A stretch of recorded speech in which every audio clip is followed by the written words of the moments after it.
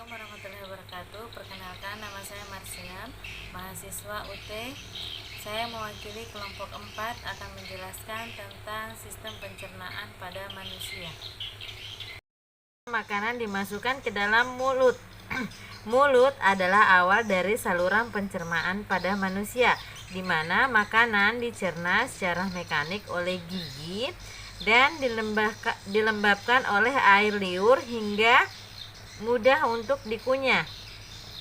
Air liur memiliki enzim yang mencerna makanan secara kimiawi sehingga karbohidrat diurai menjadi gula.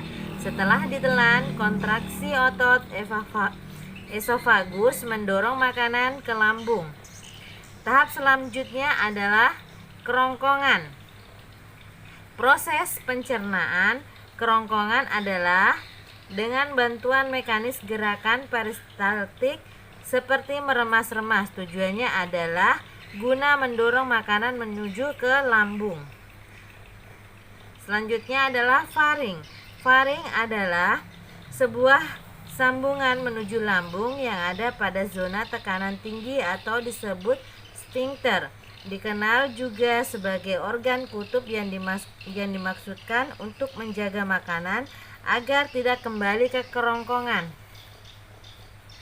Lalu selanjutnya makanan masuk ke dalam lambung.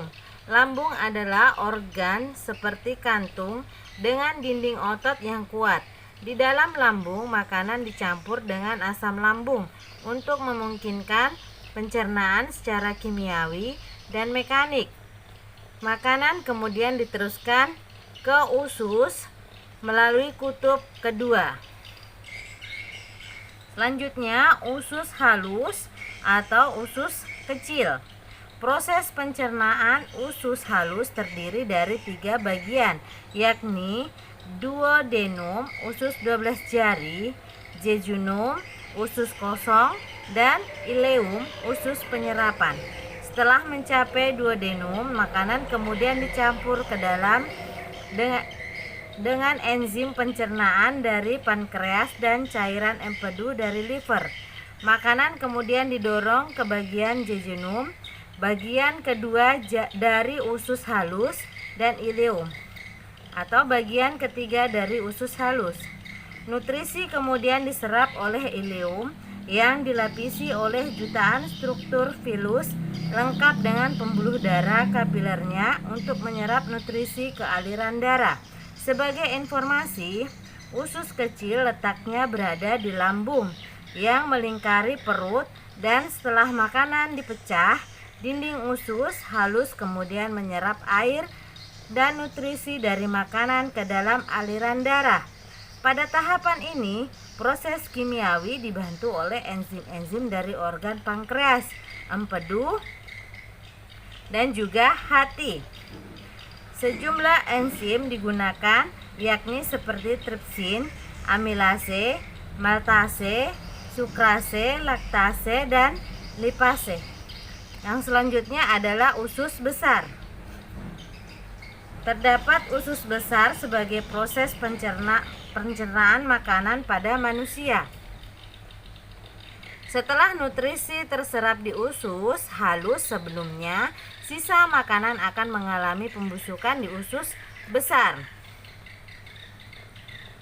Bagian dari sistem pencernaan ini bertugas menyerap air dari sisa makanan dan membentuk sisa makanan sehingga dapat dibuang melalui anus.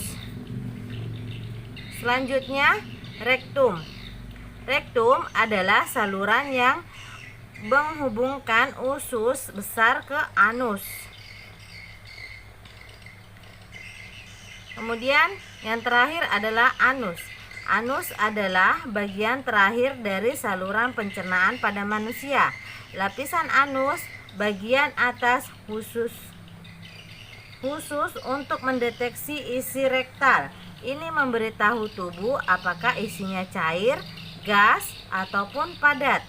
Otot dasar panggul memiliki sudut antara rektum dan anus yang mencegah feses keluar ketika tidak dalam waktunya.